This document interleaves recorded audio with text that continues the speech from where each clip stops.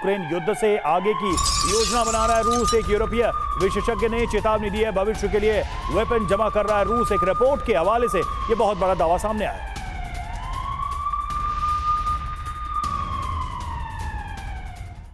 तो यूरोप से अब युद्ध की तैयारी में है रूस। क्या तैयारियां हो रही है आप समझिए। क्रूज मिसाइलें, 1200 क्रूज मिसाइलें हर साल तैयार की जा रही है रूस की तरफ से। जो जानकारी सामने आ रही है, देखिए ग्राफिक्स के जरिए एक एक करके पूरी जानकारी। बैलिस्टिक मिसाइलों की बात करें, हर साल 400 बैलिस्टिक मिसाइलों का उत्पादन हो रहा है। शाहेद ड्रोन की बात करें, 6000 हर साल शाहेद ड्रोन बनाए जा रहे हैं। इसके अलावा देखिए 10,000 डिकॉय ड्रोन हर साल बनाए जा रहे हैं।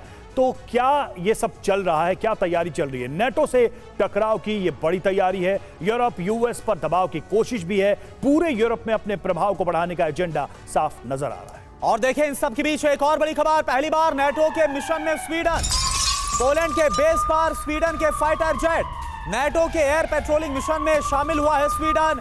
पोलैंड स्वीडन दोनों नेटो सदस्य देश हैं। और पहली बार आपको बता दें कि जो स्वीडन है वो इस तरह से नेटो के मिशन में, एक्सरसाइज में शामिल हुआ। तो स्वीडन का पहला नेटो मिशन रूस के खिलाफ ये बड़ी तैयारी है क्या? पहली बार नेटो के बॉर्डर में पेट्रोलिंग, जी हां, और इसमें स्वीडन के जैस 39 ग्रिपेन फाइटर जेट शामिल हुए हैं। ये अपने आप में बड़ी खबर है। 6 ग्रिपेन विमान पोलैंड के मालबोक एयर बेस पर उतरे। देखिए आप, मार्च 2024 से नेटो सदस्य स्वीडन अभी तक मिशन से दूर था। यही वजह है कि मार्च 2024 में जब ये बना नेटो सदस्य, इसके बाद पहली बार इस एक्सरसाइज में शामिल हुआ। मायने आप समझिए, बहुत इंपॉर्टेंट है। नेटो में सक्रिय योगदान निभाना चाहता है स्वीडन। रूस के खिलाफ मजबूत रुख है, पोलैंड से गहरे रिश्ते की झलक है और पूर्वी यूरोप में मजबूत हवाई निगरानी, ये मायने हैं इसके। और देखिए जैस 39 ग्रिपेन फाइटर जेट, इसकी गति की बात करें 2100 किलोमीटर प्रति घंटे की रफ्तार से ये उड़ान भरने में सक्षम है, जिसको इस वक्त लगाया गया। यहां पर रेंज की बात करें 2000 मील इसकी रेंज बताई जा रही है। और देखिए हथियार, आखिर क्या क्या लोड हो सकते हैं इसमें। 27 mm तोप, मिसाइलें और बम लेकर बाकायदा ये जो फाइटर जेट है वो दुश्मन के खिलाफ प्रहार कर सकता है। कितनी ऊंचाई पर यह जा सकता है? 50,000 फीट की ऊंचाई पर यह जा सकता है। ब्रिगेडियर शरदेंदु सर, सीधा सवाल आपसे यह है, ये वॉर एक्सरसाइज, स्वीडन का शामिल होना, नेटो की तैयारियां, रूस की तैयारियां क्या बता रही है? जो जर्मन इंटेलिजेंस की तरफ से आगाह किया गया था कि आने वाले कुछ सालों में नेटो वर्सेस रूस संभव है, क्या उसी तरफ हालात रुख करते हुए आपको नजर आ रहे हैं?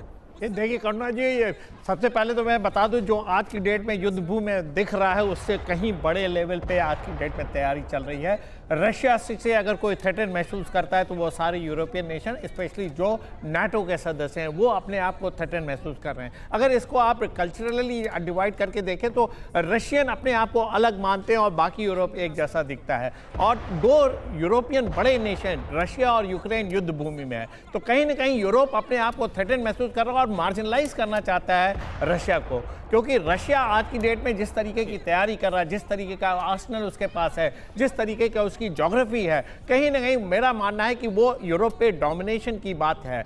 जब तक यूरोप के नेशन अमेरिका के नाटो की एड पे जिंदा थे तब तक तो ये स्थिति बनी हुई थी। जैसे अमेरिका ने नाटो से अपने हाथ विड्रॉ करने की कोशिश की या उसमें कट करने की कोशिश की, एक छटपटाहट सी महसूस हो रही है। लिहाजा के सारे देश एकजुटता दिखा रहे हैं रशिया के अगेंस्ट आके, जिससे कि वो एक कंसोलिडेटेड फ्रंट दे सकें रशिया को। और जो रशिया का एग्रेशन है वो सिर्फ यूक्रेन तक ही सीमित है। ऐसा ना हो कि वो पोलैंड में आ जाए, ऐसा ना हो कि कहीं ना कहीं रशिया जो धमकी देता रहता है कि यूके और फ्रांस और जर्मनी को भी वो टारगेट कर सकता है। और इसके सबसे बड़ी वजह है 2 डिफरेंट थॉट प्रोसेस। रशिया की एक अलग पॉलिसी है, यूरोप अलग दिशा में सोचता है, तो दोनों में सामंजस्य स्थापित नहीं हो रहा है। और साथ में कॉमर्स एंड ट्रेड बहुत बड़ा हिस्सा है इसका। ठीक है, लेकिन इस बीच आंखें तो एक दूसरे को वो लगातार दिखा ही रहे हैं।